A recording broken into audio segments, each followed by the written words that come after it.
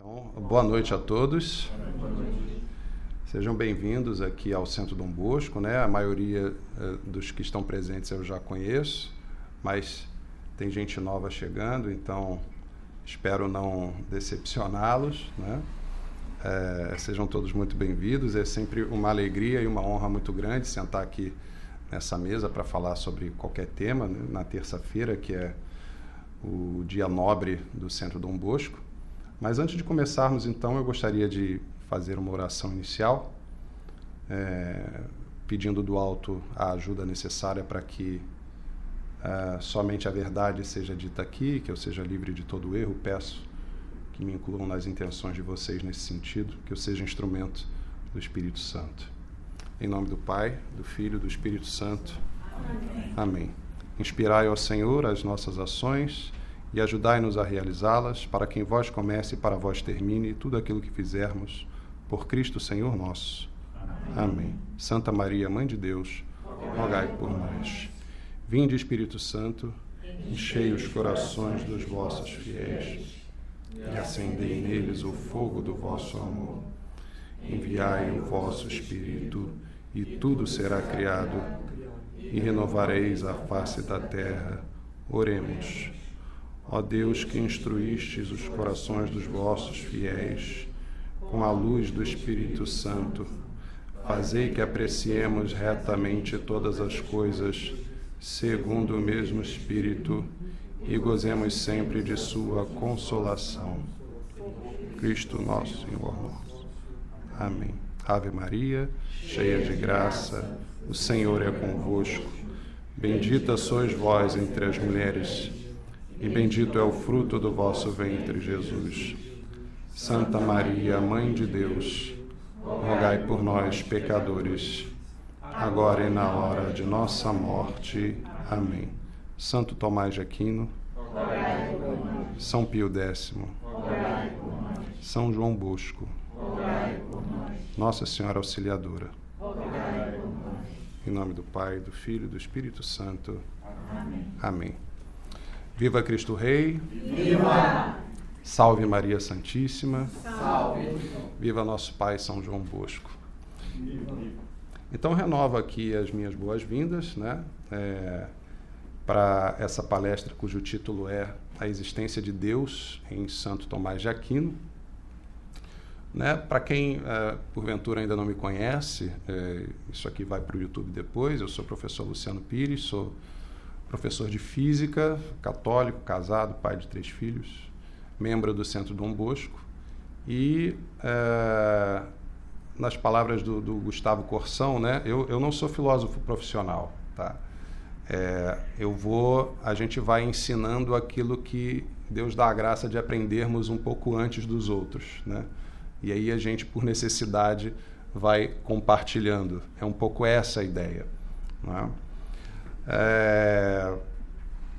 Então, apesar disso, né, eu não sou um filósofo profissional, mas me apoio no Sagrado Magistério, né? A ideia dessa palestra aqui é partir de uma exortação papal à figura de São Tomás de Aquino como aquele cuja doutrina filosófica deve servir de suporte ao maior esclarecimento das verdades reveladas, né?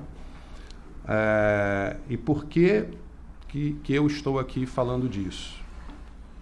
Infelizmente, nós sabemos todos, vivemos uma crise doutrinal muito grande, e o ideal seria que o clero ensinasse isso com mais frequência, mas infelizmente não é o caso. Então, é legítimo que nós, leigos, nos esforcemos no sentido de suprir essas faltas, né, e colaborar com aquelas almas, né, para aquelas almas que buscam a verdade acerca de alguns temas fundamentais, né, e que estão na história, na riquíssima história do magistério da Igreja. E nós, como todos os leigos, temos aquele compromisso, não é, assumido no batismo de ser luz do mundo. Diz Nosso Senhor no Sermão da Montanha: vós sois a luz do mundo. Não se pode esconder uma cidade situada sobre uma montanha nem se acende uma luz para colocá-la debaixo do alqueire, mas sim para colocá-la sobre o candeeiro, a fim de que brilhe a todos os que estão em casa. Assim, brilhe vossa luz diante dos homens, para que vejam as vossas boas obras e glorifiquem vosso Pai que está nos céus.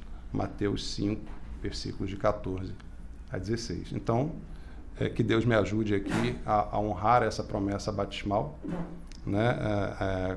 Colaborando um pouco para iluminar essas verdades fundamentais nas mentes e nos corações de vocês.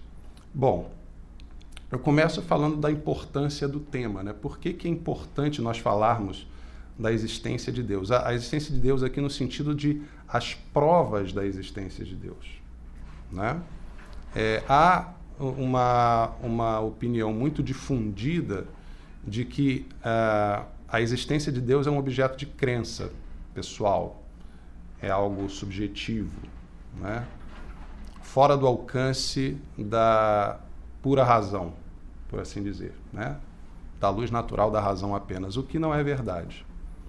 E só parece uma novidade muito grande aos olhos da sociedade que temos hoje, né? Uma sociedade que de fato se afastou muito de princípios fundamentais, de verdades fundamentais, que nega, até com muita veemência, que haja verdades fundamentais. Isso é muito frequente. Então, a esses olhos vai parecer talvez uma novidade, que a existência de Deus, não a natureza de Deus, mas a existência de Deus, seja, sim, alcançável pela razão natural, como Aristóteles alcançou, certo? Como os gregos demonstraram ser possível, né? Então, eu me valho aqui das palavras do Papa Leão XIII, na sua maravilhosa encíclica Aeterni Patris, sobre a restauração da filosofia cristã conforme a doutrina de Santo Tomás de Aquino, encíclica publicada em 1879. Vejam, é o final do conturbado século XIX, né? Um século agitado por muitas promessas de avanços tecnológicos, de bem-estar material, né? A própria física, a minha disciplina, viu grandes evoluções nesse período, né? Então, era um século muito marcado por um certo otimismo tecnológico, industrial, né? E mesmo assim a Igreja, mãe e mestra da humanidade, no alto de sua sabedoria bimilenar, sobretudo na figura de um Papa da envergadura de Leão XIII, sempre muito atenta às novidades e aos movimentos da humanidade, veio a público manifestar a necessidade de se resgatar uma sã doutrina filosófica, né, para a leitura da realidade, não apenas como suporte da doutrina cristã, não apenas como uma ferramenta da luz natural para servir a teologia sagrada, mas também para compreender mais retamente aquilo que é passível de ser compreendido tão somente pela luz natural da razão, né? Então, eu trouxe aqui para vocês alguns trechos, a encíclica é bem maior do que isso, tá? Permitam-me ler um pouquinho, passo então a palavra para Leão XIII. Então, no item 4 da encíclica Aeterni Patris, diz o Santo Padre: se alguém atender à malícia dos nossos tempos e pensar na razão das coisas que acontecem pública ou particularmente, concluirá certamente que a causa fecunda dos males, não só daqueles que nos oprimem, mas também daqueles que receamos, consiste nas mais opiniões acerca das coisas divinas e humanas, que, partindo primeiro das escolas dos filósofos, têm invadido todas as ordens da sociedade, acolhidas pelos aplausos de muitos. Porquanto, sendo próprio da natureza humana seguir, na prática, como guia a razão, se a inteligência peca em qualquer coisa, a vontade também cai facilmente. Acontece, então, que a malícia das opiniões, que tem sede na inteligência, influi nas ações humanas e as perverte. Pelo contrário, se for reto o pensar dos homens e baseado em sólidos e verdadeiros princípios, nesse caso há de produzir muitos benefícios para a felicidade social e individual. Não foi em vão que Deus concedeu à alma humana a luz da razão, A luz da fé que depois lhe foi acrescida, longe de extinguir ou diminuir a força da inteligência, antes a aperfeiçoa e, aumentando-lhe as forças, a habilita para maiores coisas. Pede, pois, a economia da mesma providência divina que, tratando-se de chamar os povos à fé e à salvação, se aproveite a cooperação da ciência humana. Porque esse modo de proceder provado e sábio fora seguido pelos preclaríssimos padres da Igreja, está confirmando pelos monumentos da antiguidade. Está confirmado pelos monumentos da antiguidade. Eles, em verdade, atribuíram sempre à razão muita e não pequena importância, a qual resumiu sucintamente Santo Agostinho, atribuindo a esta ciência aquilo por meio do que a fé salubérrima é produzida, nutrida, defendida e robustecida.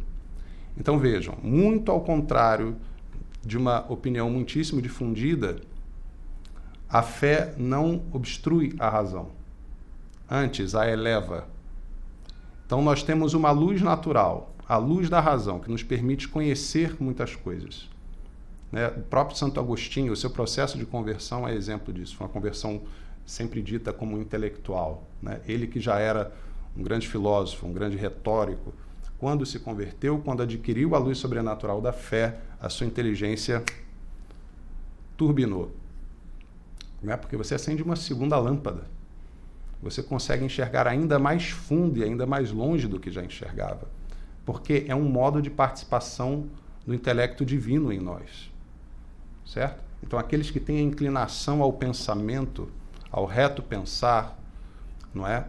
Sob a luz sobrenatural da fé, tem a sua capacidade de compreensão, de meditação, de aprofundamento das coisas catapultada. Não é? Nós ouvimos muito aqui no São Dom Bosco, de um professor nosso, eu pelo menos ouvi várias vezes, que a razão é uma espécie de vaso no qual Deus infunde a fé. Então, se esse vaso não está bem calafetado, se ele não está bem fechado, ele não retém a fé. Então, ao contrário, a reta razão, ela não é um obstáculo à fé, ela é um pavimento à entrada da fé. Certo? No item 6, o Papa continua. Em primeiro lugar, a filosofia, sendo bem compreendida, pode, em certo modo, aplainar e fortificar o caminho para a verdadeira fé e preparar convenientemente a inteligência dos seus discípulos para receberem a revelação, visto que, com razão, é chamada pelos antigos, umas vezes, instituição prévia para a religião cristã, outras vezes, prelúdio e auxílio do cristianismo, e também é chamada pedagogo para o evangelho. Veja como a filosofia já foi considerada, no âmbito da doutrina católica, como um preparador para a fé. Certo?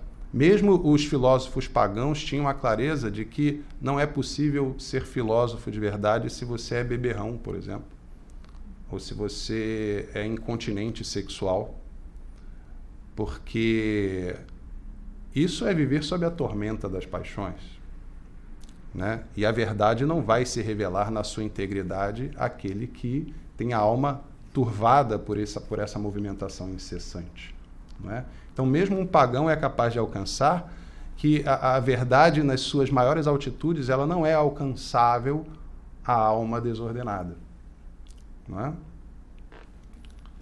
Realmente, Deus benigníssimo, no que diz respeito às coisas divinas, não só revelou com a luz da fé aquelas verdades que a inteligência humana não pode atingir, mas também manifestou algumas que não são absolutamente inacessíveis à razão, para que, com a autoridade de Deus, logo fossem compreendidas por todos sem receio de errar, donde resulta que os mesmos sábios pagãos, só com a luz da razão, conheceram, demonstraram e defenderam com apropriados argumentos certas verdades que nos são propostas pela fé ou estão estritamente unidas com a doutrina da fé.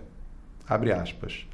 Pois as coisas dele, que são invisíveis, se veem depois da criação do mundo, considerando-as pelas obras que foram feitas, ainda a sua virtude sempiterna e a sua divindade.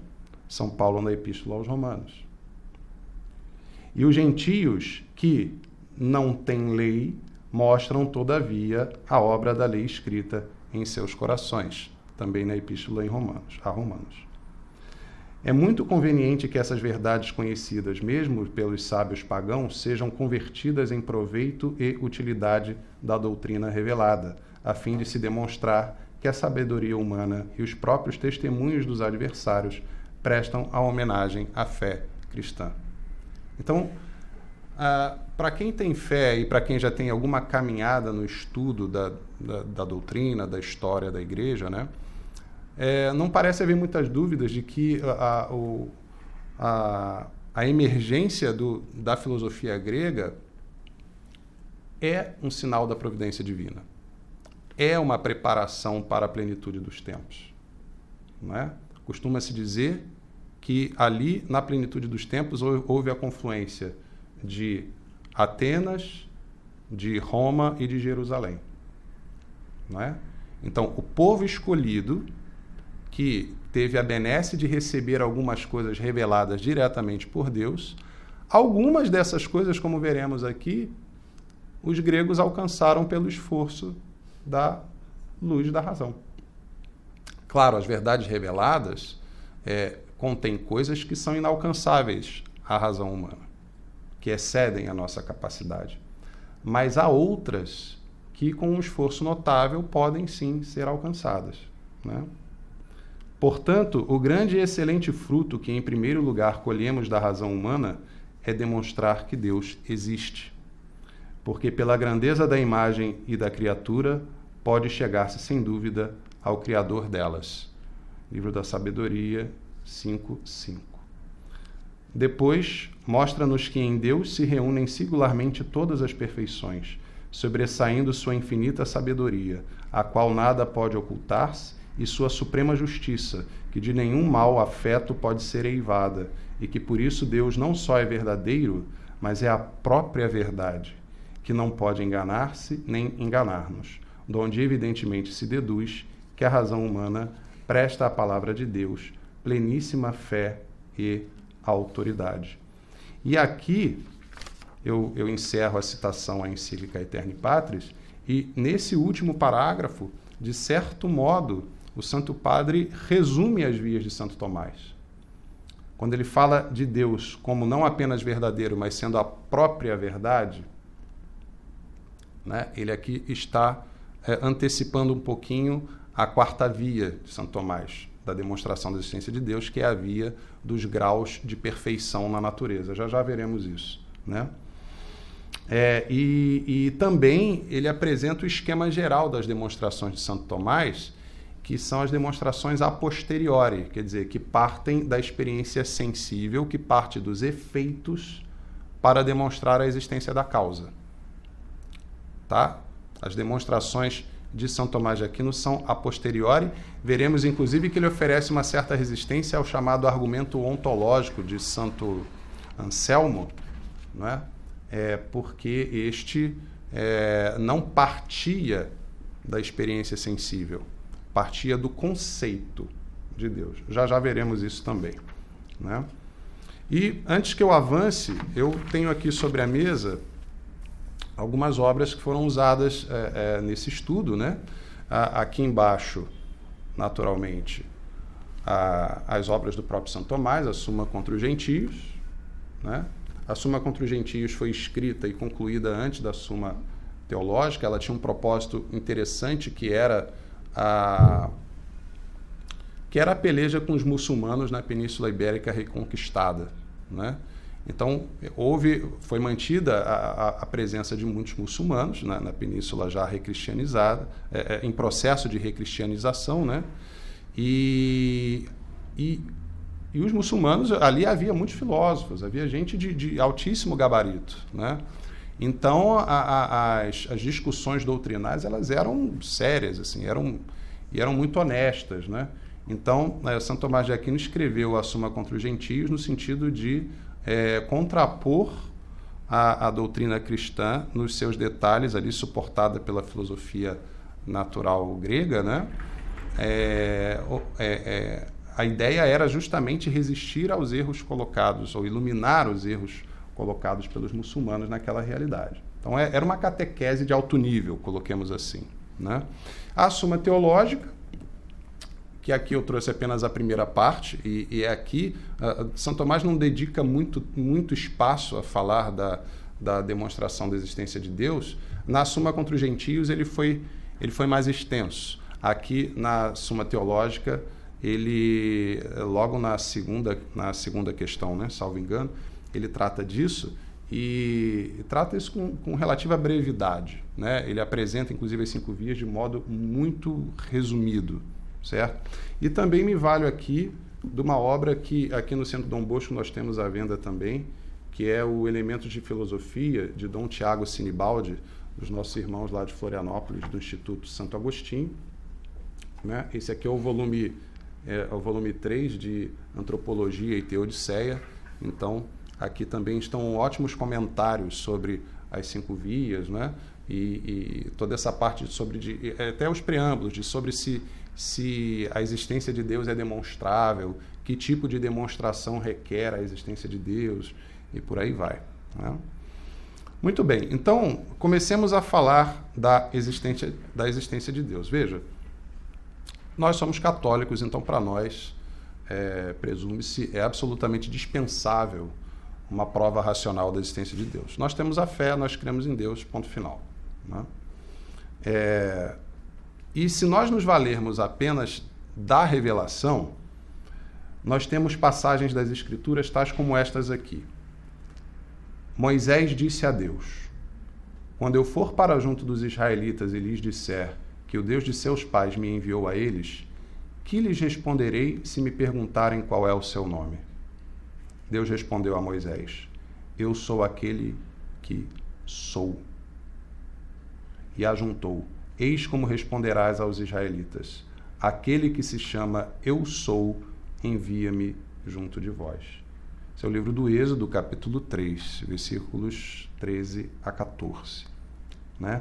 Essa é a passagem da sarça ardente, né? Em que uma sarça que não se consumia pelas chamas, Deus falava através dela com Moisés. O que eu quero chamar a atenção aqui? Eu já fiz essa brincadeira uma vez, né? Deus facilitou para o povo eleito e os gregos que lutem, né? Para chegar nisso, né?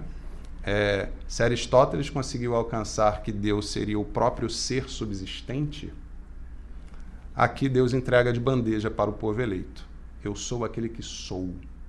Eu não sou aquele que existe, eu sou aquele que sou. Certo? É o próprio ser subsistente, aquele que sustenta tudo o mais na existência, que está falando. Isto aqui é metafísica. Isso é Deus já se valendo de uma linguagem metafísica para o povo eleito. Certo? Eu não era nem serei, eu sou. A eternidade e o seu agora fixado. Certo? Daí, no Evangelho de São João, capítulo 8, versículos de 56 a 58, quando Jesus é acossado pelos fariseus, tem uma passagem que ele diz o seguinte: Abraão, vosso pai, exultou com o pensamento de ver o meu dia. Viu-o e ficou cheio de alegria. Os judeus lhe disseram: não tens ainda 50 anos e viste Abraão?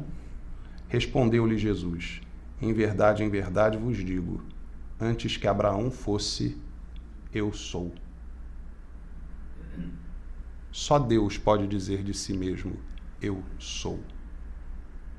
Então, eu tenho um grandíssimo amigo que é espírita. Uma vez nós conversamos juntos e os espíritas não acreditam que Jesus seja Deus, né?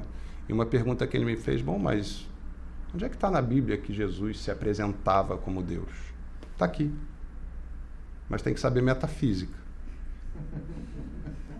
Se não tiver o auxílio da metafísica, quer dizer, eu não existo, eu sou. Só Deus. Não por acaso Jesus depois teve que correr porque os judeus queriam jogar pedra nele.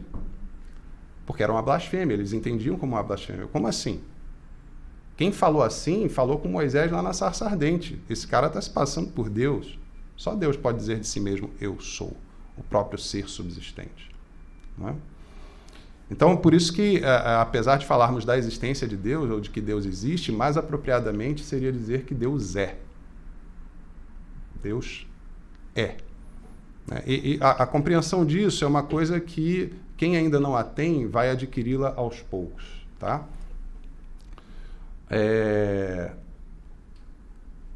No Salmo 13, lê-se o seguinte: diz o insensato em seu coração, não há Deus.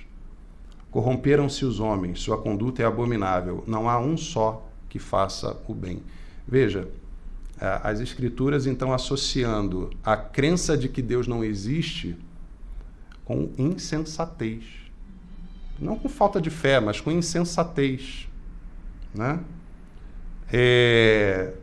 E mais adiante, na Epístola aos Romanos, capítulo 3, não há nenhum justo, não há sequer um.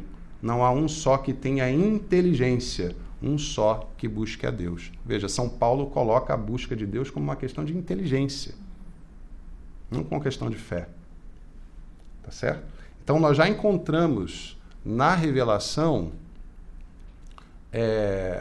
indicativos de que a existência de Deus não é uma questão de fé. É possível chegar a provar que Deus existe pelo esforço da razão natural tão somente. Né? Então, falei da revelação, da sustentação na revelação da existência de Deus, né? E falemos agora da razão. Primeiro eu apresento a vocês o argumento ontológico, que seria o argumento a priori de Santo Anselmo. Ontológico é tudo aquilo que diz respeito ao ser. Tá? A metafísica é a filosofia do ser em si mesmo, o ser pelo ser. É o mais alto grau de abstração filosófica que a gente pode fazer. Né? O ser enquanto ser. Então, a ontologia das coisas é a natureza das coisas no ser. Tá? Nós poderíamos dar aqui um exemplo. O ser humano ele está num degrau ontológico acima dos animais irracionais. Quer dizer que ele tem mais ser do que os seres irracionais. Tá certo? Ele está num degrau ontológico abaixo dos anjos, mas está acima dos animais irracionais. Tá certo? Então, um pouquinho sobre o argumento ontológico de Santo Anselmo. Santo Anselmo da Cantuária, né? Viveu entre 1033 e 1109, entre os séculos 11 e 12, portanto. Conquanto a existência de Deus fosse, na prática e desde o princípio do cristianismo, tomada pelos cristãos como revelada e evidente em si mesma, coube a Santo Anselmo de Cantuária, arcebispo e doutor da Igreja, formular o célebre argumento ontológico, com o objetivo de saciar a razão acerca do que, pela fé, já se cria a respeito da substância divina. Na apresentação de seu opúsculo Proslogion, Santo Anselmo dá a justificativa do seu esforço. Essa é uma obra que vocês encontram facilmente na internet traduzida, tá, para o português. Saiu, claro, evidente. Muito bem. Então, abre aspas. Mal acabei de escrever um opúsculo, um monológio, ascendendo aos pedidos de alguns irmãos, o qual servisse como exemplo de meditação sobre os mistérios da fé para um homem que busca, em silêncio, descobrir através da razão o que ignora, e dei-me conta de que essa obra era difícil de ser entendida devido ao entrelaçamento das muitas argumentações. Então comecei a pensar comigo mesmo se não seria possível encontrar um único argumento que, válido em si e por si, sem nenhum outro, permitisse demonstrar que Deus existe verdadeiramente e que Ele é o bem supremo, não necessitando de coisa alguma, quando, ao contrário, todos os outros seres precisam dele para existirem e serem bons. Um argumento suficiente, em suma, para oferecer provas adequadas sobre aquilo que cremos acerca da substância divina. Aqui está, nosso diretor me trouxe aqui, né? Já está editado pelo Centro Dom Bosco, Proslógio, obra de Santo Anselmo. Então, meus amigos, vejam só. Considerando que os intelectuais do século XI, e aqui eu cito o professor Rogério Soares da Costa, que é meu orientador de mestrado, inclusive, ele tem um artigo muito bom sobre isso. Considerando que os intelectuais do século XI tinham em suas mãos somente algumas obras do Órganon de Aristóteles, e por isso concebiam, em sua maioria, a filosofia a partir de categorias eminentemente lógico-formais, não é à toa que Anselmo irá construir um argumento totalmente a priori, ou seja, independente de qualquer apoio ou referência à experiência. De fato, no argumento ontológico, é pela consideração do significado do conceito que se chegará, segundo Anselmo, a conhecer a necessidade da existência do conceituado. Não? Assim, é pela rigorosa e enxuta conceituação lógica de Deus que Santo Anselmo pretenderá provar que a existência de Deus é evidente em si mesma, dispensando qualquer demonstração. Seu argumento ontológico pode ser sintetizado da seguinte forma: Deus é o ser do qual não se pode pensar nada maior. Assim, não pode existir apenas como uma ideia na mente. Porque quando a gente diz assim, quando você define Deus, olha, o que seria Deus? Deus é aquilo de que nada maior se pode pensar. Tá certo? Então, uma pergunta naturalmente se impõe. Então, Deus existe na realidade ou só existe na cabeça de quem o pensa como aquilo que de nada maior se pode pensar? Daí Santo Anselmo completa. Bom, se ele existisse só na mente de quem pensa, faltar-lhe-ia a perfeição da existência também na realidade. Logo, ele não seria o ser acima do qual nada maior se pode pensar. Logo, ele necessariamente existe na realidade, extramentes, fora da cabeça, certo? Então, Deus necessariamente existe. Pronto, esse é o cadeado lógico que Santo Anselmo coloca, certo? Eu vou repetir, porque pode ser um pouco confuso à primeira vista, tá? Deus é o ser do qual não se pode pensar nada maior. Assim, não pode existir apenas como uma ideia na mente, caso em que lhe faltaria a perfeição da existência real. Convenhamos, existir apenas na cabeça é menos perfeito do que existir na cabeça e na realidade. Mas não seria próprio de Deus faltar-lhe alguma perfeição, certo? Então, não pode existir apenas como uma ideia na mente, caso em que lhe faltaria a perfeição da existência real, senão que precisa existir também fora de quem o pensa, pois, do contrário, não seria o ser do qual não se pode pensar nada maior. Logo, Deus existe necessariamente. Então vejam que é um argumento ontológico sobre o ser de Deus, tá certo? Sem nenhum recurso à experiência sensível, tá? A nenhum recurso de evidência da experimentação dos dados obtidos pelos sentidos, ok? Esse argumento ele é tão forte que ele é discutido até hoje, tá? Debate-se o argumento de Santo Anselmo até hoje. No entanto, vejam que interessante, Santo Tomás de Aquino, que veio um pouco depois dele, apresenta aí algumas reservas. Então vejam vocês, olha só que interessante, né? Em plena Idade Média, a malfadada Idade Média, tinham lá pessoas que não estavam satisfeitas, ou melhor, não é que não estivessem satisfeitas, deixa eu me recolocar. Apesar de estarem satisfeitas com as verdades reveladas, tinham sim o desejo de saciar também a razão a respeito do que se cria sobre a substância divina. A ponto de, entre homens da igreja, como veremos agora, um olha para o outro, olha, teu argumento é bacana, mas eu acho que ele não prova que a existência de Deus é evidente em si mesma. Vejam que interessante. São homens de fé que vão debater a distância no tempo, tá certo? A resistência de Santo Tomás ao argumento de Santo Anselmo. Apesar da força do argumento ontológico de Santo Anselmo, que o faz discutido até os dias de hoje, 2 séculos mais tarde, quando enfim serão conhecidas no Ocidente cristão a metafísica e a física de Aristóteles, São Tomás de Aquino oferecer-lhe-á certa resistência, considerando que o fato de haver quem negue a existência de Deus seria a prova mesma de que esta não é evidente e, portanto, exige uma demonstração a posteriori. isto é, a partir dos dados da experiência sensível. Então veja, para São Tomás de Aquino, se a existência de Deus fosse evidente em si mesma, não haveria ateus. É como 2 mais 2 igual a 4.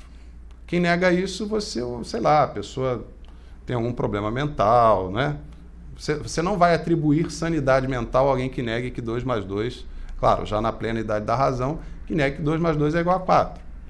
É um princípio muito básico, né? É próprio dos princípios básicos da demonstração, das demonstrações ser evidente, né?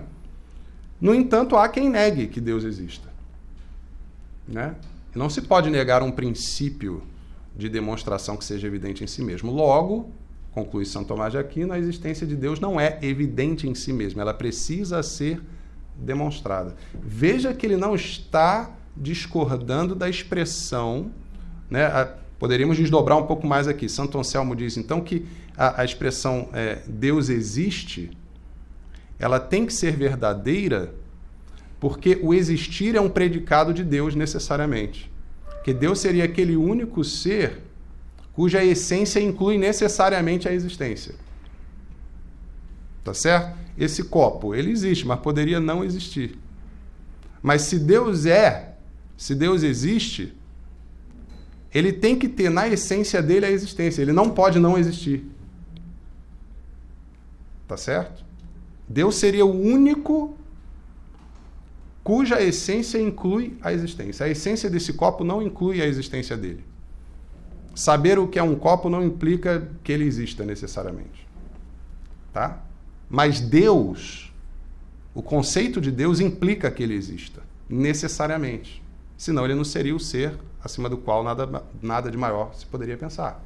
Tá certo? No entanto, há quem negue Deus. E aí, como é que São Tomás de Aquino opõe essa resistência, né? Sem citar diretamente a Santo Anselmo, assim se refere Santo Tomás ao argumento ontológico na Suma Teológica. Talvez quem ouve o nome de Deus não o intelija como significando o ser maior que o qual nada possa ser pensado. Perdão. Pois alguns acreditam ser Deus corpo. Porém, mesmo concedido que alguém intelija o nome de Deus com tal significação, a saber, maior do que o qual nada pode ser pensado, nem por isso daí se conclui que intelija a existência real do que significa tal nome, senão só na apreensão do intelecto. Nem se poderia afirmar que existe realmente, a menos que se concedesse existir realmente algum ser, tal que não se possa conceber outro maior, o que não é concedido pelos que negam a existência de Deus. Ou seja, você pode encontrar pessoas que até concedam a ideia de Deus como um ser acima do qual nada possa ser pensado. Mas ele não alcançar que isso requer, então, a perfeição de que ele tem que existir também na realidade. Outra coisa, ele diz, alguns pensam que Deus é corpo. Por exemplo, os panteístas identificam Deus com a natureza. Certo? Ora, uma pessoa... Então, qual é o problema que São Tomás vê? Como nós não temos como conhecer plenamente a essência do que é Deus, então a existência de Deus automaticamente não é evidente em si mesma, porque as pessoas podem fazer ideias diferentes do que seja Deus. Está claro? Como não é possível esgotar a inteligibilidade de Deus, na verdade a gente não esgota a inteligibilidade de nada, que dirá de Deus, mas só que Deus é um salto ontológico infinito para nós, né? Então, graças ao fato de não sabermos exatamente o que é Deus na sua plenitude, só na glória, essa é a nossa esperança, então pode haver essa confusão. Daí que tem gente que vai lá e diz que Deus não existe, né? E hoje em dia eles nunca foram tão numerosos. Bom, isto é, em função dos sentidos equívocos costumeiramente aplicados ao nome Deus, ainda que alguém concorde ser ele um ser de que nada maior se pode pensar, não necessariamente lhe seguirá a evidência de que tal ser de fato existe na realidade, como o ilustram os ateus. Com efeito, conquanto Santo Tomás reconheça ser a expressão Deus existe evidente em si mesma, Se a existência de Deus fosse por si conhecida de todos, não haveria ateus, pois, abre aspas, eu volto então a Santo Tomás na Suma Teológica, ninguém pode pensar o contrário do que é conhecido por si, como se vê no filósofo Aristóteles, né? Sobre os primeiros princípios da demonstração. Ora, podemos pensar o contrário da existência de Deus, segundo a Escritura. Ele cita o Salmo, né, que eu citei antes. Disse o nécio no seu coração, não há Deus. Logo, a existência de Deus não é por si conhecida. Tá certo? Então, que Deus existe não é evidente para todo mundo. Isto posto, São Tomás conclui então que, não sendo a existência de Deus por si mesma conhecida de todos, precisa ser demonstrada. Os termos em que se deve dar tal demonstração, ele os coloca na mesma Suma Teológica mais adiante. Abre aspas. Há duas espécies de demonstração. Uma pela causa, pelo porquê das coisas, a qual se apoia simplesmente nas causas primeiras. Outra pelo efeito, que é chamada a posteriori, embora se baseie no que é primeiro para nós. O que ele quer dizer com isso? Se é a posteriori, como é que ela pode, no entanto, se basear naquilo que é primeiro para nós? Porque, como bom aristotélico, Santo Tomás de Aquino entende que o conhecimento começa pelos sentidos. Tá certo? Nós conhecemos a realidade, em primeiro lugar, pelos sentidos. É ali que a realidade entra em nós. Tá? Então, isso para nós é primeiro. No processo de intelecção humana, isso é primeiro. Tá? Mas, no mecanismo da demonstração a posteriori, tá certo? Isso é começar pelos efeitos, quer dizer, a realidade criada como os efeitos que espelham a perfeição divina. Pode colocar assim se quiser. Não? Quando um efeito nos é mais manifesto que a sua causa, por ele chegamos ao conhecimento desta, isto é, da causa.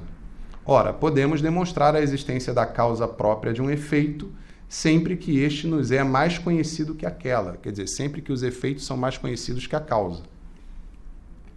Porque, dependendo dos efeitos da causa, a existência deles supõe necessariamente a pré-existência desta. Por onde, não nos sendo evidente, a existência de Deus é demonstrável pelos efeitos que conhecemos. Tá certo? Aqui nós estamos na Suma Teológica, a primeira parte, que é essa aqui, questão 2, artigo 2. Bom, aqui então eu entro finalmente nas 5 vias de Santo Tomás de Aquino, que são as suas vias de argumentação a posteriori, né? Quer dizer, partindo da experiência sensível, partindo dos efeitos de Deus no mundo, para demonstrar que Deus necessariamente precisa existir enquanto causa, enquanto motor primeiro, enfim. Né? Então, como bom aristotélico, São Tomás de Aquino entendia que o conhecimento começa pelos sentidos, na apreensão sensível da realidade. Daí o dizer que a demonstração a posteriori se baseia no que é primeiro para nós, qual seja que, no caso em questão, uma demonstração segura da existência de Deus deve partir dos efeitos sensíveis da criação para alcançar a causa primeira, que é Deus, tal como Santo Tomás as detalha na Suma contra os Gentios e as resume na Suma Teológica. São 5 as vias pelas quais se pode chegar dos efeitos visíveis ao Deus invisível. A saber, são elas: a primeira via, a via do movimento; a segunda, da natureza da causa eficiente; a terceira, do possível e do necessário; a quarta, dos graus de perfeição; e a quinta, do governo das coisas, ou da finalidade das coisas. Tá? Então, todas essas vias, elas partem daquilo que é manifesto aos sentidos. Por exemplo, a primeira via, a via do movimento. É manifesto aos sentidos que há movimento no mundo. Só que movimento aqui é no sentido mais amplo aristotélico, não é tão somente o movimento local, que a gente diz, o deslocamento, tá?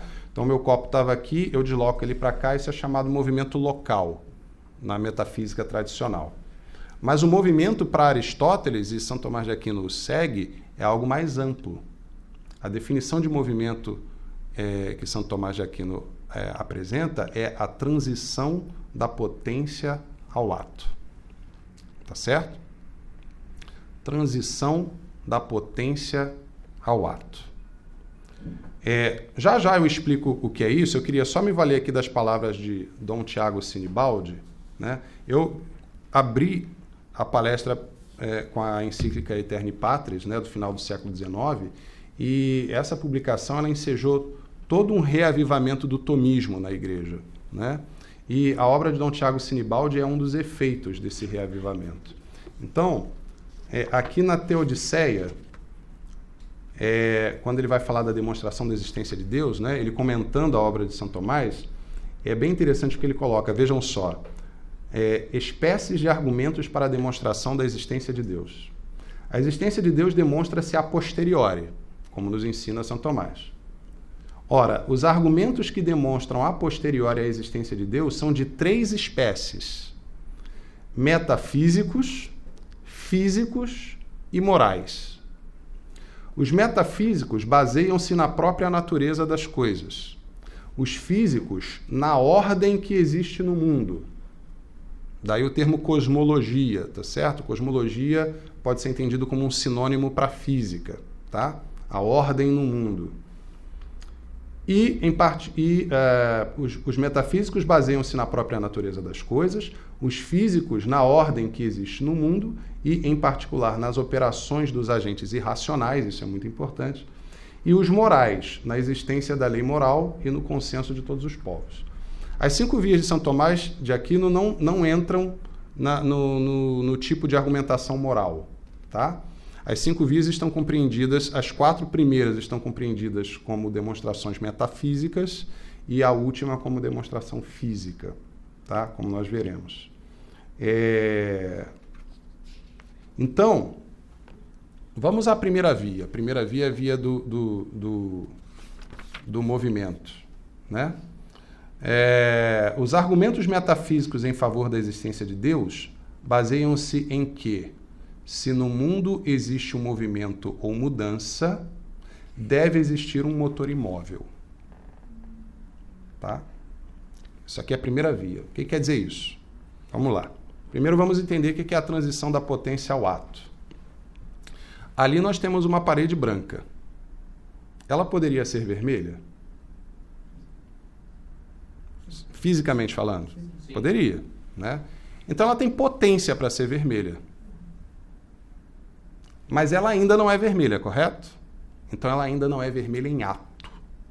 Ela tem potência para o vermelho, tá? Mas quando se tornar vermelha, então a potência para o vermelho terá sido atualizada. Ela transitou, ela foi movida do branco para o vermelho. Tá certo? Mas aí eu pergunto, a parede branca pode mover a sua potência do branco para o vermelho por si mesma? Não. Ela não pode dar o que ela não tem. Porque se ela já tivesse o vermelho em ato, então ela não o teria em potência. Ela não pode estar ao mesmo tempo em potência e em ato com relação ao vermelho. Tá certo? Logo, para que ela se mova da potência de ser vermelha para o ato de ser vermelha, ela precisa de um outro ente que já tenha o vermelho em ato que promova essa mudança. Ou seja, ela requer um motor que não é ela própria que promova esse movimento, essa transição da potência ao ato. Então, eu vou lá com um rolo de tinta, vou com um pincel de tinta e promovo, então, a mudança, a transição da potência de ser vermelha para ser vermelha em ato. Tá claro isso aqui? Tá? É uma estátua que está numa praça pública, uma estátua de ferro. Tá lá. Com o tempo, ela oxida, né? Ora, então, a estátua ela tem potência para oxidar-se. Tá certo? Mas ela não vai transitar para o estado de oxidada por si mesma. Ela precisa de um outro ente que tenha o oxigênio em ato, que promova nela a transição da potência de ser oxidada para ser oxidada em ato. Daí tem o ar atmosférico, tem a água da chuva, tá certo? Então, esses elementos vão funcionar como motores que promovem na estátua o movimento, no sentido aristotélico, a transição da potência para o ato no que diz respeito à oxidação. Está claro isso? E assim com tudo, né? Com relação ao movimento local. Esse copo ele está aqui, mas ele tem potência para estar aqui. Mas ele por si mesmo não vai fazer isso. Tá certo? Então, se eu quero colocá-lo em movimento, eu preciso de um outro ente que já tenha um movimento em ato, que então promova essa transição nele. Tá claro? E aí eu vou movimentar o meu braço. Mas aí o meu braço foi movimentado pelo cotovelo, que foi movimentado pelo ombro, que foi movimentado por... Então, assim como nesse caso, como em todos os outros, o que a gente percebe? Bom, então não existe movimento, não existe transição da potência ao ato pelo ente em si mesmo. Ele depende de um outro ente que funciona para ele como um motor que promove essa mudança.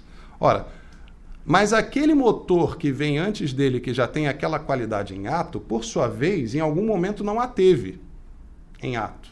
Em algum momento nele, aquilo foi potência. Então, para que ela nele tenha transitado da potência ao ato, tem que ter havido um motor anterior que passou pela mesma coisa. E assim para trás, e para trás, e para trás, e para trás. Tá certo?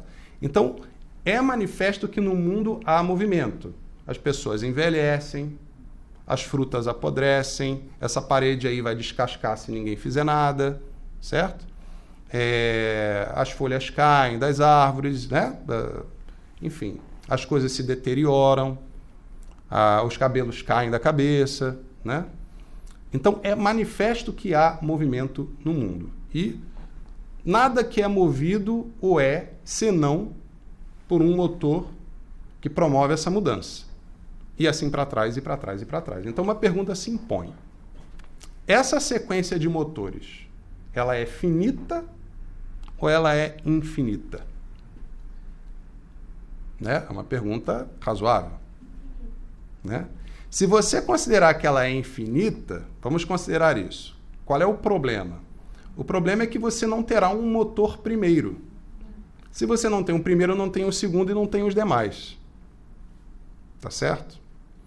Então, você não vai ter uma causa proporcionada nos efeitos. E aqui eu já estou meio que entrando na segunda via. Tá? Agora, pode ser que alguém não se sinta satisfeito com isso. Eu posso dar um outro exemplo, que pessoal de física, né, engenharia, sabe que não existe moto perpétuo. Né? Por exemplo, aquelas figuras de Escher, né? Tem uma cascata que cai aqui, coisa e tal, aí ela parece meio que sobe e continua girando a mesma roda, enfim. Né? Eu não tenho como canalizar o vento de um ventilador que sai daqui, que volta e realimenta ele próprio. Não existe moto perpétuo. Então não poderia haver, por exemplo, uma sequência circular de motores para trás. Seria absurda. Mas consideremos uma sequência linear, infinita para trás. Bom, o primeiro argumento que eu dei é que você não teria um primeiro motor. Então você não teria um segundo, não teria um terceiro, não teria o seguinte. Mas tem um argumento que eu acho muito bacana, que eu só vi na boca do professor Orlando Fedeli, lá de São Paulo, né, já falecido, que é o seguinte, olha, quanto é infinito dividido por 2? Pessoal que força e lembra a matemática e tal. É infinito. Infinito dividido por 10. Infinito. Infinito dividido por 1 milhão. É infinito. O infinito é indivisível. Tá certo? Ora, se nós considerarmos que a sequência de motores para trás ela é infinita, então nós temos um problema. Porque eu vejo movimentos diferenciados, sequenciados no mundo. Então, esses movimentos eles seriam necessariamente uma fração do infinito, de uma sequência infinita. Bom, mas o infinito não é divisível. Se essa sequência fosse infinita, nós não teríamos movimento algum. No fim das contas, é isso. Ela não pode ser infinita, porque ela comprometeria a própria ideia de movimentos e de diversos motores. Tá claro isso? Tá? Veja, existem desdobramentos desses argumentos, eu não vou ter tempo de... e também não tenho, assim, o domínio que eu gostaria já de ter para desdobrá-los muito extensamente. Mas esse argumento me parece muito interessante, né? E, de fato, né, qual é a teoria mais aceita pelos físicos com relação à origem do universo? É que o universo teve um começo, certo? Então, o universo, segundo a teoria do Big Bang, teve um começo. Ora, a própria teoria do Big Bang seria uma confirmação de que essa sequência de motores para trás ela não é infinita. Ela tem um começo. Tá certo? Uma hora começou. Uma hora aqui, entre aspas, né? Porque, segundo a própria teoria do Big Bang, não existia tempo antes. O tempo e espaço começam com ele. Então, não faz sentido perguntar o que vem antes. E aí a gente já está no terreno da metafísica. Mesmo, né? Então, essa é a primeira via do movimento. Bom, se então a sequência para trás não pode ser infinita, ela tem que ser finita. Se ela é finita, tem que haver um primeiro motor imóvel. Esse primeiro motor imóvel, que não é movido por ninguém, é Deus. E detalhe, por que Deus não pode ser corpo? Por que ele não pode ser corpóreo? Porque corpo tem matéria, e matéria tem muita potência. Se Deus fosse corpo, ele teria potência. Logo, ele não seria o primeiro motor imóvel, porque tem potência para ser movido para alguma coisa. O primeiro motor imóvel não pode ser movido por ninguém. Logo, ele não pode ter potência alguma, ele tem que ser ato puro. Todas as qualidades encontram-se em grau máximo em Deus. Tá claro isso? Porque se ele não fosse absolutamente perfeito, se todas as qualidades não existissem nele em ato, ele seria passível de ser movido por alguém, ele transitaria. Se é Deus, Deus não muda, certo? Então, assim, nós já vimos, por raciocínio, que essa sequência tem que ser finita. Logo, tem que haver um primeiro motor. Esse primeiro motor não pode ter corpo, porque corpo significa potência, e potência significa poder transitar ao ato. Logo, ele não seria o primeiro motor imóvel. Então, está faltando você andar mais para trás um pouco. O primeiro motor, ele necessariamente tem que existir, é ato puro, e a esse motor chamamos Deus. Essa é a primeira via. Tá certo? Agora, pessoal, muito interessante o seguinte. Dom Tiago Sinibaldi, ele faz um desenvolvimento aqui muito interessante. Porque não apenas os corpos manifestam movimento, mas os espíritos também. A alma transita da potência ao ato, né? Então, por exemplo, eu, 10 anos atrás, não conhecia coisas que eu hoje conheço. Houve um tempo que eu não era professor de física, agora eu sou.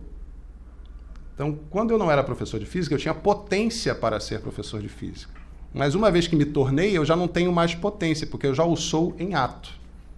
Tá certo? Agora, veja, eu pude me transformar ou transitar da potência ao ato enquanto professor de física sozinho? Não. Há quem alegue, não, mas você pode ter sido autodidata. Mas autodidata é meio que uma força de expressão. Certo? Significa que eu não frequentei escola, né? Não tive um mestre. Não, mas se você pegou qualquer livro, você já tem um mestre. Tá certo? Aquele livro foi escrito por alguém. Então você, sem o contato com professores de física em ato, eu não poderia transitar da potência de ser professor de física ao ato de ser professor de física. Tá claro? Mas ele vai além, ele diz o seguinte, olha, quais são as potências intelectivas nossas? São a inteligência e a vontade. Qual é o objeto da inteligência? É a verdade, conhecer a verdade. Qual é o objeto da vontade? É o bem. Possuir o bem. E o próprio São Tomás de Aquino diz que a inteligência e a vontade movem-se mutuamente. Né? Movem-se mutuamente. Como assim? Digamos, meninas, não se assustem, não é verdade, tá? É só um exemplo. Digamos que eu vi passar uma coisinha ali no chão que me parece ser um camundongo. Né? Bom, eu vi o camundongo com os meus sentidos, certo? Com a visão. Pum, isso entrou na minha cabeça, eu inteligi que aquilo é um rato. Tá certo? Mas estou um pouco na dúvida. Então, essa dúvida, ela pode mover a minha vontade no sentido de esclarecer mais aquilo ali. Eu vou querer tirar aquilo ali limpo. Tá certo? E essa vontade, por sua vez, acaba movendo a inteligência, porque no que eu vou lá, que eu olho de novo, que eu levanto o móvel. Então, inteligência e vontade se movem mutuamente. Ocorre que São Tomás de Aquino conclui que, ainda assim, o primeiro movimento da inteligência tem que preceder o primeiro movimento da vontade. Então, assim, a alma, ela se movimenta. Ela se movimenta por partes constituintes, né? Uma potência... você pode ter ali a inteligência e a vontade se movendo uma à outra. Mas o movimento geral da alma também vai requerer um primeiro motor imóvel. Pela mesma razão que discutimos antes. Se você voltar para trás em todos os seus movimentos intelectivos e volitivos, tem que ter havido um primeiro movimento. E esse primeiro movimento não pode ter começado na própria alma, porque a alma tem potências.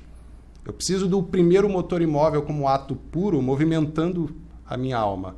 Esse primeiro motor é Deus. Vejam que interessante.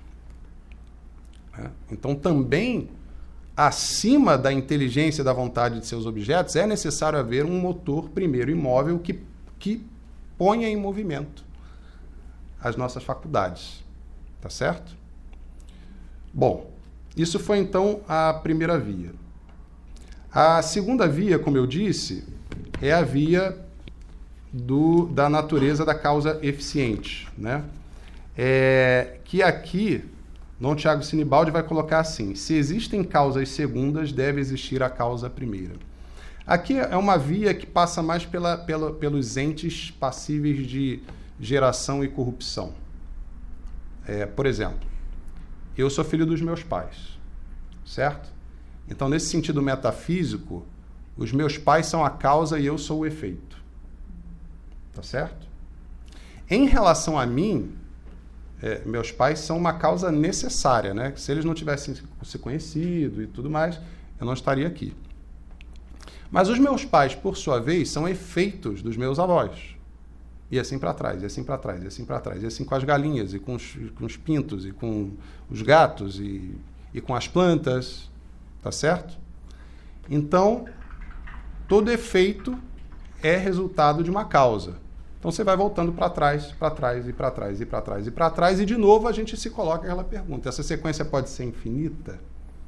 E a gente vai cair naquele problema do infinito indivisível, certo? Então, a conclusão é que não, essa sequência para trás de causas, ela não pode ser infinita. Ela tem que ser finita.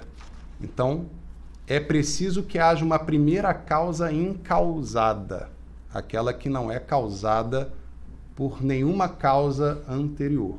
Do contrário, isso compromete toda a sequência causal. Essa primeira causa dizemos ser Deus. Tá certo? Então, Deus, como a primeira causa, inclusive disse que Sócrates teria dito, né, no momento da morte, causa das causas. Né? Tem pena de mim. Então, veja, um pagão, né, alcançou isso, alcançou que tem que haver uma primeira causa. Tá certo? Podemos brincar aqui com aquela charada, né, clássica de quem veio primeiro, o ovo ou a galinha. Não tem isso?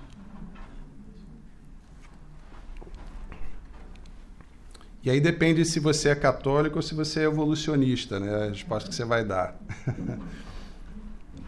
Né? Vejam, quem é mais perfeito? É a galinha ou é o ovo? É a galinha. Então tem que ter tido uma galinha primeiro. Certo? Sem galinha em ato, não tem como transitar galinha em potência para galinha em ato. Então tem que ter, tem que ter surgido uma galinha. Certo? Não pode ter sido ovo antes. Né?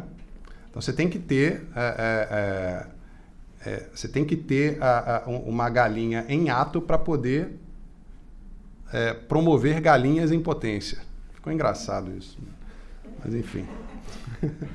Né?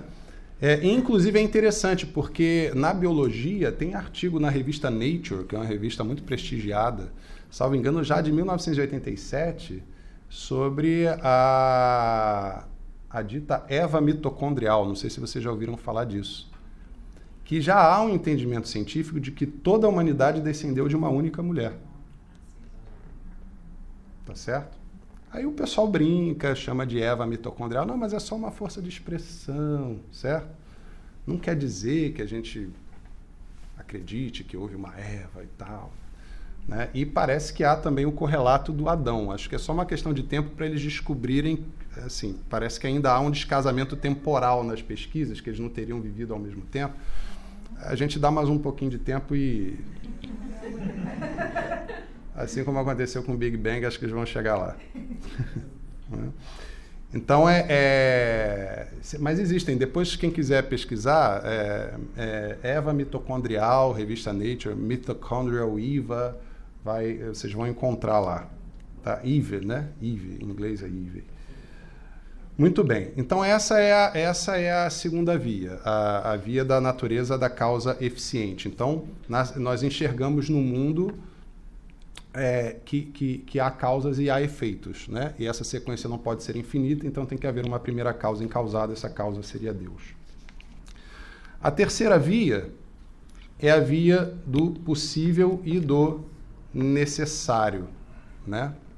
Essa é uma via bem interessante, que diz o seguinte, bom, possível aqui a gente poderia dizer contingente, que é um termo filosófico bastante empregado, né? O que é contingente? Contingente é aquilo que não é necessário, é aquilo que é, mas poderia não ser.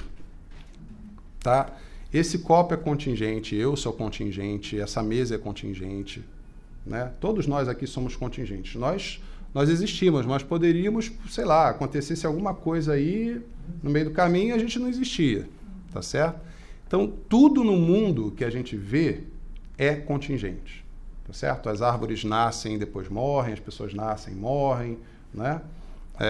E assim vai. As montanhas não existiam, passaram a existir, tá certo? Então a gente percebe que no mundo tudo é contingente. Bom, mas aí tem um problema.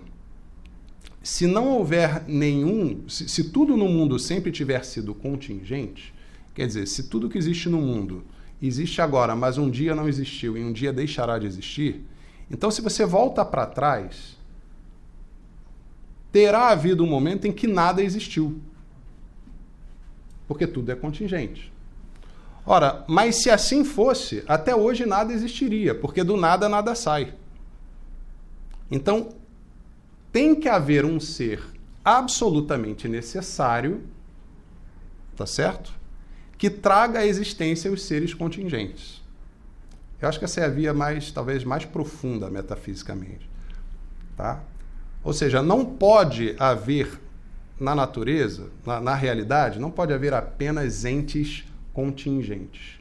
Porque se todos fossem contingentes, não haveria nada. Porque em algum momento lá para trás, nada houve, e do nada, nada vem. Tá certo? Então, é necessário, aí perdoa-me a redundância, é necessário haver um ente necessário, absolutamente necessário, né? Necessário por si mesmo, que garanta a entrada na existência dos seres contingentes. Veja, os meus pais em relação a mim são entes necessários, tá certo? Relativamente a mim, eles são necessários. Sem o meu pai, sem a minha mãe, eu necessariamente não existiria. Tá certo? Mas tomados em si mesmos, eles não são necessários. Tá certo? Então, se eles têm alguma necessidade, a causa dessa necessidade não está neles próprios, porque eles próprios são contingentes quando vistos em si mesmos. Então, não seria possível um mundo inteiramente contingente sem nenhum ente necessário, absolutamente necessário. Esse ente absolutamente necessário é Deus. Tá certo? Como é que Dom Tiago Sinibaldi coloca isso? Ele coloca o seguinte: se existem seres contingentes, deve existir um ser necessário. Né? É assim que ele coloca isso. Tá? A quarta via, que é uma via muito bonita, né? E eu pretendo dar uma... Na verdade, essa primeira aula seria já sobre essa temática, mas eu achei por bem fazer primeiro uma aula mais ampla sobre as 5 vias e depois fazer uma aula específica sobre a quarta via em função de um artigo que eu fui convidado a escrever. A gente vai marcar mais para adiante, mas então teremos um aprofundamento da quarta via no que ela diz respeito à justiça divina e a pena eterna como uma necessidade lógica, tá certo? A pena eterna como uma necessidade lógica, assim, seria irracional não haver uma pena eterna. A ideia da exposição é demonstrar isso, né? E com base num pouco de teologia também, de que também a existência do inferno ela é uma necessidade lógica, tá? enquanto local de expiação eterna. Mas isso é tema para a próxima. Mas então, o que a quarta via tem a ver com isso? A quarta via é a via dos graus de perfeição, né? Dom Tiago Sinibaldi, aqui nós ainda estamos nos argumentos metafísicos, vai dizer o seguinte: se existem vários e diversos graus de perfeição, deve existir um ser infinitamente perfeito. Tá? E aí a gente pode dar aqui alguns exemplos. Bom, é manifesto na natureza que existem flores mais belas do que outras flores. Existem pessoas mais bonitas que outras pessoas, sejamos honestos, né? Quando a gente está procurando um par, né? Uma namorada, um namorado, né? Claro que a gente quer uma pessoa virtuosa, claro que a gente quer beleza interior, mas é evidente que o conhecimento começa pelos sentidos, certo? Então, você olha com mais intensidade para quem agrada à vista, certo? Então, é manifesto que há pessoas muito bonitas, pessoas nem tão bonitas assim, né? É manifesto que há homens mais justos do que outros, tá certo? É manifesto que há homens com maior grau de bondade do que outros. Ora, nós percebemos essa gradação com muita espontaneidade, né? Mas digamos o seguinte, olha, ali nós temos uma porta, ali nós temos o nosso visitante hoje, pela primeira vez, desculpa, eu esqueci seu nome. Marlon. Isso. E aqui nós temos a Terezinha, né? Bom, tem lá uma porta. Eu digo que o Marlon está mais perto da porta do que a Terezinha, tá certo? Eu só posso dizer isso porque existe uma porta que é usada como referência, tá certo? Sem nenhuma porta como referência, não faz sentido dizer que o Marlon está mais perto da porta do que a Terezinha. Tá certo? Então, só faz sentido eu dizer que uma rosa é mais bela do que outra se isso for em relação a um referencial em que a beleza existe no seu grau máximo. Isso está implícito. Tá certo? Se não houver a beleza em grau máximo, automaticamente ruiria no mundo toda a gradação de beleza. Porque não faz sentido. Certo? Mesmo os relativistas são muito menos relativistas do que eles gostam de pensar que são. Tá? Todo relativista, no fundo, ele é um absolutista enrustido. Ele faz ali petições de absoluto, assim, sem se dar conta. Tá certo? Ah, mas não existe moral objetiva. E essa sua afirmação é ou não é uma afirmação moral e tem ou não tem um apelo absolutista? O que você está me dizendo existe uma regra, então. A regra é que não tem regra, tá certo? Por contraditório que seja, mas veja, é uma afirmação é uma reivindicação absolutista. Tá claro? Então, veja, os graus de perfeição que existem no mundo, eles só fazem sentido se você tem um ente em que todas as qualidades existem em grau máximo. Então, se há homens mais justos que outros, é porque existe a justiça. A régua segundo a qual você mede o quanto um homem é justo, certo? Se existe um homem mais santo do que outro, é porque existe a santidade, certo? Se existe uma pessoa mais bonita que a outra, é porque existe a beleza. Isso está implícito, certo? Então, este ser no qual todas as qualidades existem em grau máximo, chamamos Deus. São Tomás de Aquino usa o exemplo do fogo na Suma Teológica, né? O fogo como uma referência de cálido, de quente, né? Tudo que é quente a 1 grau ou é em referência ao maximamente quente.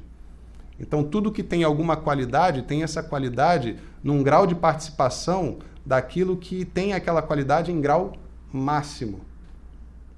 Tá certo? Então, existem coisas mais verdadeiras do que outras. Por quê? Porque existe a verdade em relação à qual você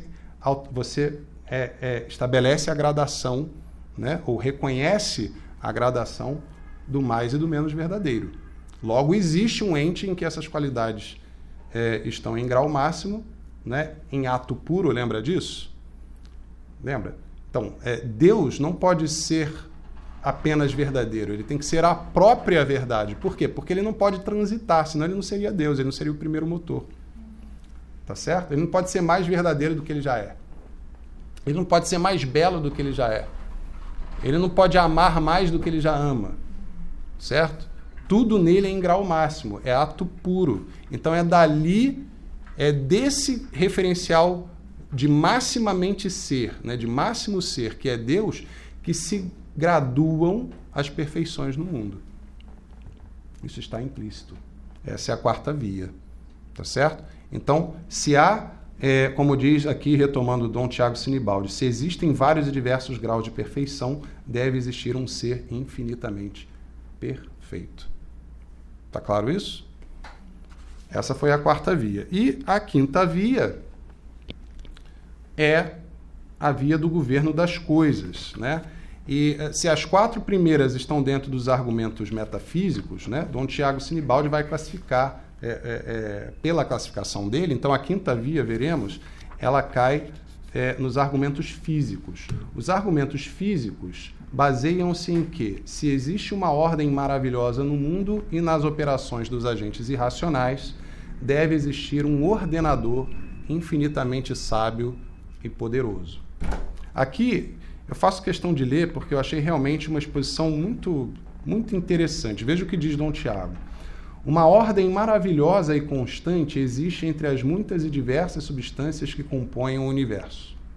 Esta ordem exige uma causa infinitamente sábia e poderosa, pois só essa causa, por ser infinitamente sábia, podia conhecer a natureza de todas as substâncias e o posto de cada uma delas no plano da criação, e escolher as leis mais aptas para a constância e a regularidade da mesma ordem, e por ser infinitamente poderosa, podia executar esse plano. A causa infinitamente sábia e poderosa é Deus. Logo existe Deus. Certo? Então, de fato, você percebe uma ordem nas substâncias do mundo, né? A água, via de regra, se coloca sobre a terra, tá certo? O ar se coloca acima dos líquidos, né? Os líquidos mais densos se colocam sempre abaixo dos líquidos menos densos, né? São várias as ordens, ou melhor, manifesta a ordem entre as diferentes substâncias inanimadas no mundo. Mas ele prossegue. Não só a ordem que existe no universo, mas também a que existe nas operações de cada agente irracional, proclama a existência de uma inteligência soberana e infinita. Na verdade, todo agente irracional, nas suas operações, tende para um fim, empregando para isso os meios mais eficazes e executando um plano com maravilhosa exatidão, constância e uniformidade. Este fim, esta escolha de meios e este plano devem ser efeitos de uma inteligência infinita, porque só uma inteligência infinita podia determinar a cada agente irracional um fim proporcionado, modelar planos complicados e ao mesmo tempo perfeitos, e, para os realizar, servir-se das forças cegas da natureza. A inteligência infinita é própria de Deus, logo existe Deus. João de Barro, não tem aquele passarinho? Né? Chega uma altura da vida dele que ele, sem ter frequentado nenhuma escola de arquitetura, de engenharia, ele sabe exatamente o que ele tem que fazer. Tá certo? Ele vai lá e pega, né? Pega o barro, pega o gravetinho. Não precisa ser João de Barro, pode ser uma ave qualquer. Ela vai saber montar o ninho dela, não é? Vejam, os seres irracionais, né? Você não vai ver um leão optando por ser vegetariano. Né? Ele está irremediavelmente ordenado a um fim. Hoje em dia, em tempos de êxtases ambientalistas, né, fala-se muito do equilíbrio do meio ambiente. Vejam, o reconhecimento de que há um equilíbrio, de que cada coisa ocupa o seu lugar. Existe uma ordem natural. Ora, se existe uma ordem é um efeito próprio de uma inteligência. Tem que haver um ordenador. Peguemos a seguinte situação. Você está andando lá no meio da floresta amazônica, árvore, árvore, árvore, e de repente você chega numa clareira. Essa clareira é perfeitamente redonda. Bom, dificilmente isso aqui ficou assim por si mesmo. Aí você olha lá num cantinho dessa clareira, tem um negócio, uma choupana, uma cabaninha, né? Feita com gravetos, com madeira, com barro. Você vai olhar, não tem ninguém, mas você vê aquilo lá. Você vai olhar e vai dizer o quê? Epa, não estou sozinho aqui. Certo? Porque se eu vi ordem, eu presumo um ordenador. Seria irracional presumir que os elementos naturais dali teriam se organizado por si mesmos, cegamente, naquela estrutura que a gente entende que é para nos proteger das intempéries. Isso aqui eu vou chamar de ordem secundária, tá? Bom, se num caso como esse de ordem secundária, eu já presumo com muita naturalidade um ordenador, que dirá na ordenação primária, quando você pega cada gravetinho daquele, enfia um microscópio nele, e você vê o que tem lá dentro. Ou uma árvore, ainda antes de você derrubar, o mecanismo de como sobe a seiva, de como os nutrientes sobem pela árvore, de como as folhas se ajustam para fazer a fotossíntese, de como tudo é otimizado para que aquilo atinja o seu fim. Né? Mas esse ente não é dotado de razão. Então, se ele cumpre um fim, se ele está inserido numa ordem, essa ordem tem que ter sido imposto por uma inteligência.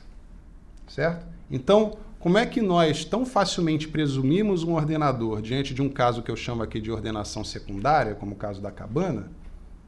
Né? Ou então, sei lá, os exploradores, né? O pessoal vai entrando lá na península de Yucatán, lá no México. Aí vai desbastando, e aí vê um amontoado de pedra, que não é simplesmente um amontoado de pedra. A coisa tem uma geometria. O cara reconhece uma ordem ali. Certo? Então ele vai presumir, não, a gente descobriu uma cidade abandonada, teve gente aqui. Houve inteligências trabalhando aqui, ordenando as coisas aqui. Certo? Ora, se é assim para coisas pequenas, porque essas coisas são pequenas, se você comparar com a magnífica ordem que a gente encontra em todo o meio ambiente, né? Que dirá, então, com essa ordenação primeira, tem que haver um ordenador. E essa inteligência não pode ser finita, ela tem que ser infinita. Porque ela conhece a natureza de absolutamente todas as coisas. Certo? E é muito curioso que hoje haja tantos cientistas que torçam o nariz para ir para essa ideia, porque isso vai contra a própria trajetória da ciência. Né? Se você volta mesmo num Newton, né? A própria atração gravitacional em nenhum momento se tem dúvida de que aquilo ali é uma expressão da vontade de Deus. Né? É intrínseco à matéria que ela se atraia mutuamente gravitacionalmente. Mas de onde veio isso? Por quê? Tanto que em física a gente tem as chamadas forças elementares, né? As forças básicas. Né? Força gravitacional, eletromagnética, nuclear forte, nuclear fraca. Se você perguntar para um físico, por que a gravidade? Não sei. Só sei que a natureza é assim. 2 pedaços de matéria tendem a se atrair. É assim. A física não ilumina por que é assim. Ela pega, ó, é assim e funciona dessa maneira. Né? Eu consigo revelar leis. E aí é um outro ponto. Bom, se tem lei, tem legislador. Né? Se tem lei, tem legislador. Certo? Então, esta é a quinta via. Tá? A via da finalidade. Não sei se vocês lembram, antigamente tinha um documentário, já tem um tempo, né? Um documentário, aquele sobre os pinguins imperadores. É um documentário belíssimo que retrata o processo de procriação nos pinguins que tem, sei lá, 1 metro de altura, né? O papel do macho na guarda dos ovos, enfim, a delicadeza que tem que ter para manter o ovo, tem que ficar entre a barriga do bicho e o pé do bicho, não pode encostar na neve, porque senão perde-se aquela geração, né? E aí os bichos ficam desorientados quando isso acontece. Aí um deles tenta pegar o do outro. Quer dizer, vejam, para que isso aconteça daquela maneira, esses bichos não pensam. Eles não pensam, eles sabem exatamente o que eles têm que fazer. A Marcha do Imperador, acho que é o nome do documentário. É lindo, assim, fotograficamente é maravilhoso. É aquela coisa assim, eu pessoalmente até nem curto muito coisas de vida animal. Mas eu me lembro que esse documentário me marcou bastante. Saiu o livro na época, com as imagens. É muito bonito. E o animal é de uma beleza incrível. Esse pinguim, ele é grande, ele tem um detalhe dourado aqui próximo ao bico. O bicho é uma maravilha, assim. Né? E a procriação deles é uma coisa tão meticulosa.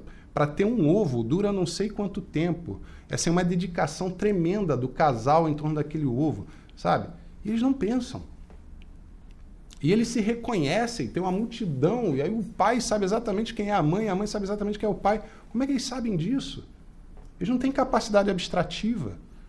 Claramente eles são ordenados por uma inteligência infinita para que se cumpra um fim. Logo tem que haver um ordenador. Certo? Então, meus amigos, recapitulando brevemente as 5 vias. A via do movimento. Se há movimento, tem que haver um primeiro motor imóvel, esse motor é Deus. A segunda via, da natureza da causa eficiente. Né? Se há causas segundas, tem que haver uma causa primeira, e essa causa é Deus. A terceira via, do contingente e do necessário. Né? Se há entes contingentes, tem que haver um ente necessário, esse ente necessário é Deus. Dos graus de perfeição, se há graus de perfeição no mundo, tem que haver um ser infinitamente perfeito, a partir do qual se estabelece essa gradação de perfeição. E, por fim, a quinta via, do governo das coisas, ou da causa final. Quer dizer, se há ordem no mundo, tem que haver um ordenador. Né? Sobretudo, não só nos animais irracionais, mas no modo como se comportam também os elementos naturais inanimados. Né? As pedras sempre caem de uma determinada maneira, né? A madeira sempre flutua na água e assim por diante. Então, existe uma ordem no mundo que presume um ordenador, e esse ordenador é Deus. Tá certo? Então, partindo aqui para a conclusão, e aí a gente pode abrir para perguntas, Deus não existe. Deus é. Sendo o próprio ser subsistente, sustenta na existência todos os entes. Ademais, é causa eficiente primeira, causa das causas, no dizer de Sócrates, e causa final de tudo, porque a ele se ordena toda a criação. Tá? Poderíamos aqui recobrar aquela ideia do movimento da inteligência e da vontade, né? Então, a inteligência, qual é o objeto dela? É a verdade. O objeto da vontade é o bem. Né? Ora, mas Deus, enquanto verdade absoluta e sumo bem, ele tem o papel de causa final. Quer dizer, ele movimenta a nossa inteligência e a nossa vontade na função de fim. Porque quando a nossa vontade busca bens, no fundo o que ela busca é a sua saciedade perpétua. Ela busca o bem maximamente perfeito. Certo? E a inteligência, quando busca verdades, no fundo o que a movimenta é uma espécie de instinto pela verdade absoluta. Ambas as coisas, a verdade absoluta e o sumo bem, estão em Deus. Certo? O fim último do homem, sua verdadeira felicidade, é contemplar a verdade e possuir o sumo bem, né? Inteligência e vontade. Na plenitude dos tempos, a revelação vem ao encontro e complementa a razão. Cristo é a verdade. Então veja que a felicidade última do homem é a contemplação da verdade, e isso Aristóteles já tinha alcançado. Aí vem Cristo e diz: eu sou a verdade. Cola em mim, né? Cola em mim que você chega lá, né? Logo, o fim último do homem é a união com Cristo na beatitude eterna, né? Então, Cristo, em seu amor e misericórdia infinitos, né? Segunda pessoa da Santíssima Trindade, é o Deus feito homem, encarnado, que facilita as coisas para a gente, certo? Facilita as coisas para a gente.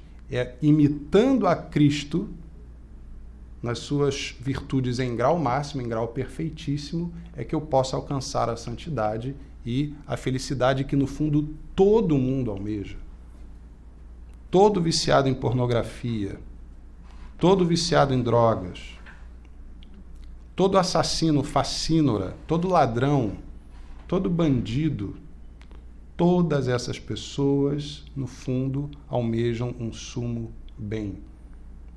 O que as diferencia é que elas são desordenadas na hierarquização dos bens. Certo? É aí que entra a corrupção moral. É a desordem dos bens. Então, voltamos ao começo. Quando Papa Leão XIII fala da importância da retidão do pensar, de uma doutrina filosófica reta, é para quê? Para que a inteligência apreenda adequadamente a realidade, ilumine quais são os verdadeiros bens, para que a nossa vontade os apeteça ordenadamente. Mesmo um suicida, quando se mata, ele está buscando um bem. A nossa vontade sempre se movimenta em vista de um bem. Tá certo? O suicida entende aquilo como um bem, ainda que ele se arrependa no meio do caminho. Mas naquele momento, o que disparou aquilo, se ele está em sã consciência, ele é movimentado por uma noção de bem. Só que a inteligência dele está como? Desordenada. Tá certo? Então, existe aí uma desordem de bens. Santo Agostinho é muito interessante quando resolve o problema do mal no contra Maniqueus, né? Tem umas pegadinhas que o pessoal faz assim pra gente, para os cristãos. Se Deus existe, como é que ele permite o mal no mundo, né? Se ele é infinitamente poderoso, como é que ele permite o mal e tudo mais? Só que tem o seguinte, o mal em si mesmo não tem substância. O mal em si mesmo não existe. Aí Santo Agostinho é brilhante, porque se ele existisse, ele gozaria da perfeição, ou gozaria do bem da existência. Então ele não seria o mal absoluto. Logo, o mal absoluto não existe. O mal, ele é uma falta de ordem, tá certo? Ou é uma falta de ser. Então as trevas não são igualmente substanciais como a luz. A treva é a ausência de luz. Ou como o professor Sidney falava tanto aqui, a cárie é a ausência de dente. Por isso ela é um mal. Eu devia ter um olho aqui, mas não tenho. Isso é um mal. Ou eu devia ter os dois olhos assim, mas nasceram assim, um na testa e um no nariz. É uma desordem. Isso é um mal. E também tem a desordem moral. Né? O ladrão, quando ele vai roubar um banco, ora, o dinheiro, a riqueza, ela é um bem. Ela é um bem. Só que ela não é um bem acima da justiça. Então, quando o ladrão vai lá e se move E quando a vontade dele se move rumo a um bem, que é a riqueza, ele o faz de modo desordenado, porque ele está desordenando os bens. Acima daquele bem que ele quer fazer privado, existe a justiça. Tá certo?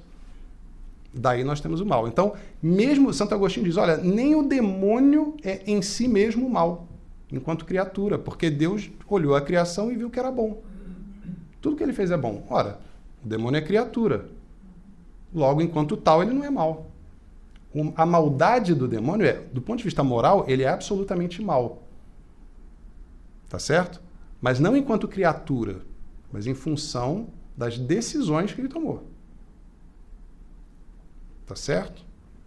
Então, o pior dos facínoras, dos estupradores, não importa. Enquanto homem, enquanto ser criado, ele não é em si mal. O mal não tem substância. A maldade está na desordem da eleição dos bens. Tá certo? Ele julga que violar aquela pessoa naquele momento é um bem, mas esse bem é desordenado. A inteligência dele está turvada. A sensibilidade usurpou o lugar da inteligência dele e está guiando a vontade. Mas ele sempre se move com vistas a um bem, o que ele julga ser um bem. Então, por isso é tão importante a boa filosofia, para que nós conheçamos os verdadeiros bens, iluminemos os verdadeiros bens, para guiar ordenadamente a vontade. Certo? Então, Deus, na sua infinita misericórdia, se encarna. Nosso Senhor Jesus Cristo, então, se apresenta para nós como aquele máximo bem a ser imitado, a ser buscado, né, as virtudes em grau máximo, para que nós atinjamos aquela felicidade suprema que todos nós ansiamos conquistar um dia. Certo? Da liturgia da luz, na bênção do fogo, do Círio Pascal, né, no Sábado Santo, a liturgia diz o seguinte: Christus eri et hodie, principium et finis, alpha et omega, ipsius sunt tempora et secula, ipsi gloria et imperium per universa eternitatis secula. Cristo ontem e hoje. Lembra que Cristo pode dizer de si mesmo, eu sou. Tá certo? Ele é Deus. Princípio e fim. Causa eficiente primeira e causa final. Sumo bem, que movimenta a vontade de modo universal. Todas as vontades do mundo querem Deus, ainda que não saibam. Certo? E se perdem em saciedades finitas, insuficientes. Na própria Suma Teológica, São Tomás de Aquino, no Tratado da Bem-aventurança, ele demonstra por A mais B por que a felicidade última humana não pode estar nos bens materiais, nos prazeres da cama e da mesa, por que não pode estar nas virtudes civis, né? Por que não pode estar no poder, tá certo? Por que não pode estar em todas essas coisas? Por quê? Porque elas não são fins em si mesmas. Sempre haverá algo para a inteligência conhecer para além dessas coisas e sempre haverá algo para a vontade desejar para além dessas coisas. Então, a felicidade propriamente humana, fim último do homem, é aquela em que nem a inteligência deseja conhecer mais nada porque já conheceu tudo, está diante da própria verdade, nem a vontade deseja mais nada porque ela já possui todo o bem, o máximo bem, o sumo bem. Certo? Então, princípio e fim, alfa e ômega, a ele pertence o tempo e os séculos, a ele a glória e o poder por muitos e muitos séculos. Meus amigos, então, muito obrigado pela atenção de todos. Viva Cristo Rei! Viva! Salve Maria Santíssima! Salve! Viva nosso Pai São João Bosco! Viva! Em nome do Pai, do Filho e do Espírito Santo. Amém. Amém. Ave Maria, cheia de graça, o Senhor é convosco. Bendita sois vós entre as mulheres, e bendito é o fruto do vosso ventre, Jesus. Santa Maria, Mãe de Deus, rogai por nós, pecadores, agora e na hora de nossa morte. Amém. Em nome do Pai, do Filho e do Espírito Santo. Amém.